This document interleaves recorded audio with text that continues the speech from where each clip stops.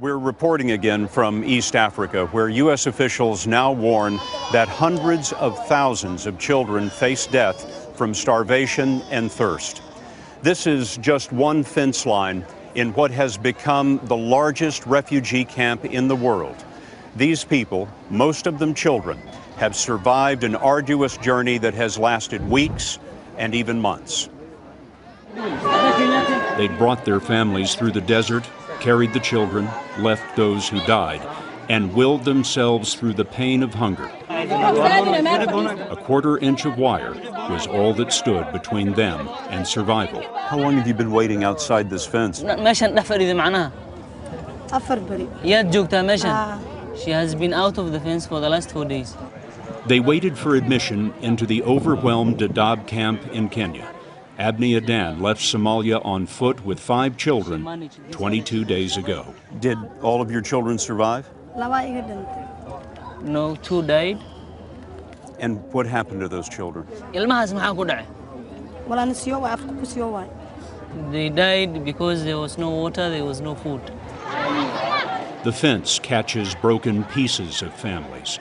Mahmoud is 15 and alone. His mother, still in Somalia, sent him to the camps because she couldn't feed him anymore. The UN tells us more than 3.5 million are in danger of starvation. Yeah, 1, 2, 3. Once they're called through the wire, they're registered, tagged, and examined. And if the arm is too slender for their age, children are sent to something called the Stabilization Center. This is the hospital for the children of famine. Humphrey Musioka is the International Rescue Committee's doctor here. This hospital is set up for 20 patients? The current ward is set up for 20 patients. We are currently holding 28. As you can see, we still have more beds on the corridors. Musioka told us the treatment is often simple: fortified milk or nutrition through a feeding tube.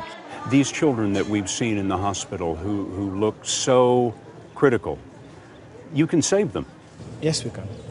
All of them are generally salvageable cases. I think our biggest challenge has been that they're late arrivals, and at that particular point, there's only so much you can do. By late arrivals, he means kids who've been without food for 30 days or more. He loses 1 or 2 of them a week. It's estimated that 29,000 children under the age of 5 have died in the famine already. Here, mothers or grandmothers lie all day with children who have wasted to the minimum that life requires. The sickest child was Hamad. He's 6 months old. His mother, Abdia Ali, told us there is no hope for him now but God. Hawa Hassan fled the famine and walked 21 days in the desert with 11 children, 5 of her own and 6 others. She told us her girl is getting better. Her name is Faiza, which means victory. I wonder, after hearing the stories of what these people have been through, are you surprised? I think what I have seen here is the resilience of the human body and the capacity to take that kind of battering in terms of hunger and still be able to make it. I regard that as a miracle. The United Nations tells us today that the number of acutely malnourished children under the age of 5 has nearly doubled to 780,000.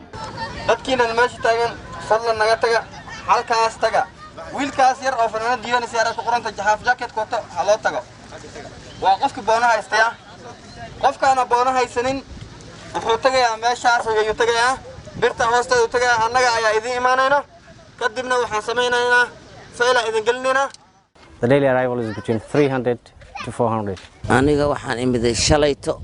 waxaan ka imid xamar xabadii iyo wixii oo adkaysi weynay awlaadeed waxna way jiraan waxna way iiga dhinteen waxna waa tana xabad waa hawbi waxa saa u gal lugta way jaban tahay marka saasaan ku nimid inta. The 3 camps in and around Dadaab, Ifo, Dagahle, Hagadera, were meant for 90,000 people initially when they were constructed early 1990. That is during the first influx of Somali refugees from Somalia. The camps have been now all there for the last 20 years. We're talking of over 300,000 now people living in these 3 camps. Most of the new arrivals include children.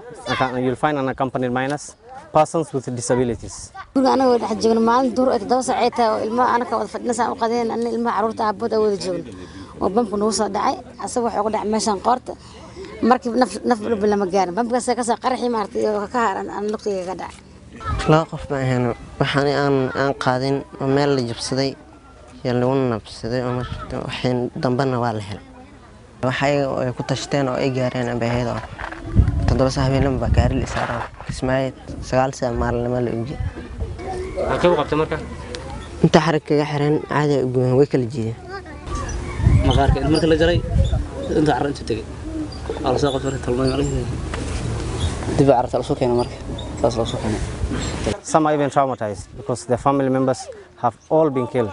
مدة لو بلود 3 بلود عمل أنت جوجا عمرك كسوق حي دجال دبات رفات قحد جرا دعي وانصاب علمه أنت كسوه الري أبوده هستوى إمامي أنا هو إذا مجوكت اللي مت أبى مقدشون جرا دعوة ولا لي غيركم أوي أنت أهلي مجوك أرقبي مجوك ضح معي مجوك عائلتي تمرك أكشكنا وأنا هذا كبر مسلم أساك أساسي هذا كشنا وحميس قري ملي وحميس كار ومساقاتا كار وحكل ملي.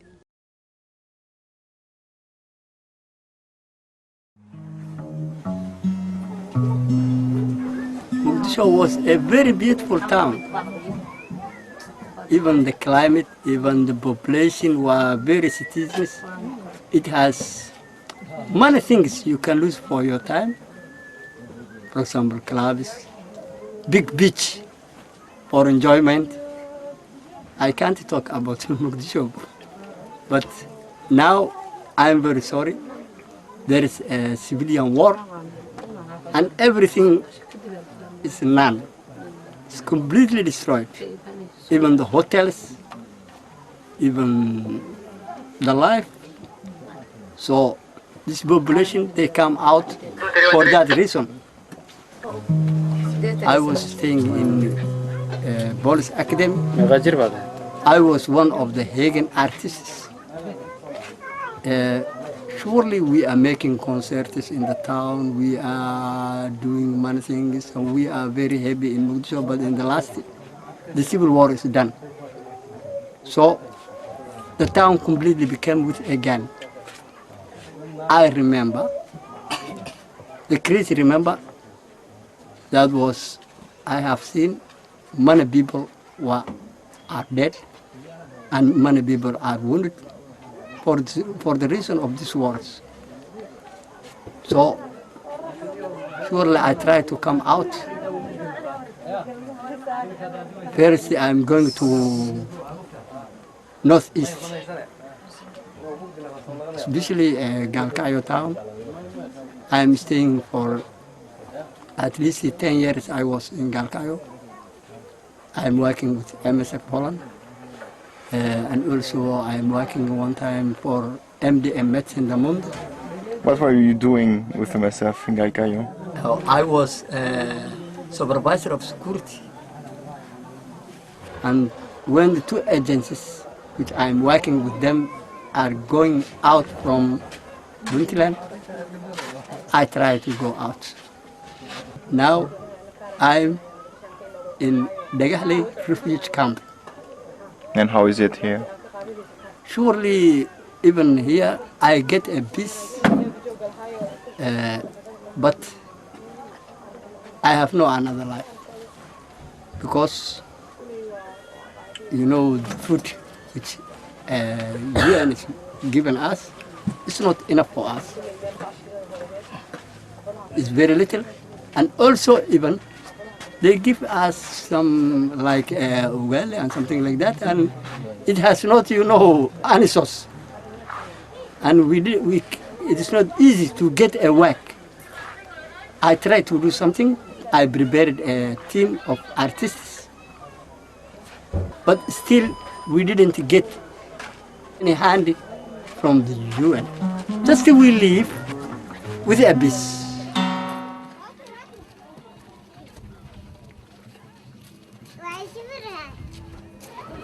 وعيقي هندية علي محمد مركو مقدشان كسوق حي نوها هبين anagoo jiifno ayaa wuxuu soo dhacay aniga qol geesta ilmaha aabahood laba cunug iyo aabaha iyo gabadhaan qol iyo barsay jiifeen anigii kuwa kalena qol geesta ah cunug jiran ku hayay la jiifay waxaa soo dhacay madfac qolkii adooga iyo labada cunug jiifeen ku dhacay guriga hurka marka joodariga soo gaaray gabadhan jiifta barsadii jiifta joodariga kulul joodar kale meesha yelo kulul aa ku soo bidow iyo xanfarkii xooga xawligii anta kaga dhacay iyadoo gidacdo jiifto marka aan gudtaan geesinaya arar geesinaya ku bir toon bir anita ku bir marka dagaal ku dhacay marka laga soo markaas inta ay macana laakiin ilmaanka xooga leegu daagay boomaad leegu maray siday ahayd waa iska roonaatay waxa daawooyinka dabkeeda hartiisa xanuunkiisa badnaa wixii marka dhicaan isla wada guuray waa iska roonaatay haddana dagaalka meesha ka dhacay waa isku heen weynay waa soo baxay dad qaraabo ah lacag isugu kay soo dardareen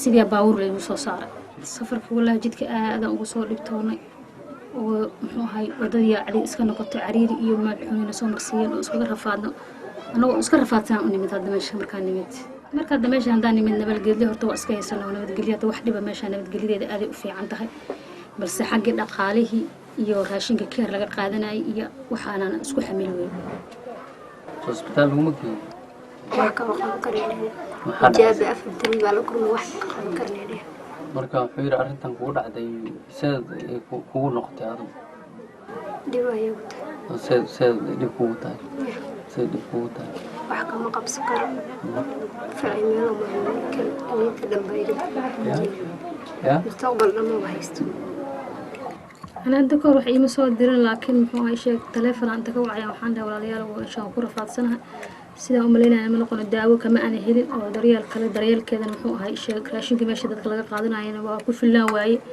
مركز سيد أجل سيد وعاوسين والعكتر سبورة إيسو درتين أيان جعل هنده مركو حيري واي وحبا كما عكرنا ميشن وميل ودن اسكو على هذا واي وحا أنك بهيسنا مجرتا أنك سومالي ميشن جوغلون أذاب هذا نقرون أنا بدقليها يستيب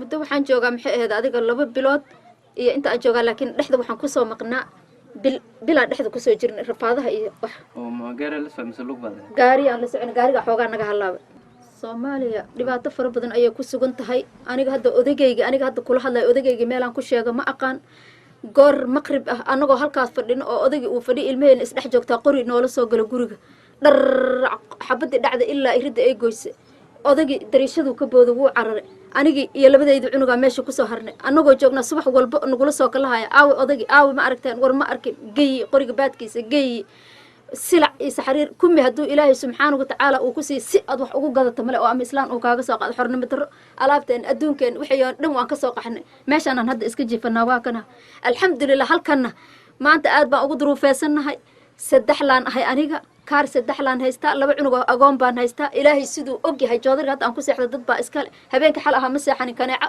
shandarwad guriga waxaan ku suubsanahay male maxay aad halkaas hadda aan wax ku kari qorax baa hadda maskaxdii saa nooga haysata raashinka naguma filna waa qutul bahalki laakiin wax walba waxa uu ka qaalisan oo hadda maanta ilaahay subxaanahu wa ta'ala aan ku mahadinaa kaliya hadda banaanka seexata inaysan cidna kula hadlaynin ammaanki ha marka ilaahayga ammaanka noo suga haddan isaga baan hadda wax weydiisanayna inuu ilaahay ummadda wax nooga soo qaado aan hoos joogno miyuu rabaa inuu ku imaado marka isaga ma rabo wuxuu yiri maxay ahayd walaalay maadaama hadday aan ku imaado aan haddana adigii rafaadsan oo qaxooti ee anna aan ku sii dul fariisto waxba aan ku faa'iideynin oo dhulka dhaqankiisa aan garanayn marka aniga nin waag hore sarkaal oo ciidamada dawladeed iyo waxba iska aha sarkaalnimadii dawlad ma jirto waan wareersanahay shaqada halkan ma aqaano marka wuxuu dhahay intay si ka noqonayso meeshan iska joogayaan nolosheeda ka dhaxsan adna Allah ku kaalmeeyo ida rajadaada maxay tahay inaad ku noqoto Soomaaliya mase xaaladaada hadda Soomaaliya maanta maadaama aan halkan aan hadda dan weyn ama yacni waxyaalo muhiim ah aan ku haysanin oo yacni haddaan xanuunsanahay si fiican qaabdaro wixii hataa gaalada ilaahay nooga keenay si un ay tahay yacni wax maanta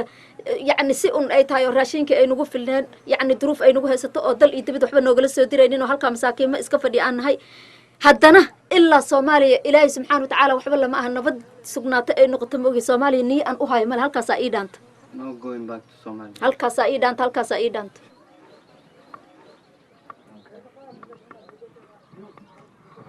Just one last question. Where did she learn how to sing that well?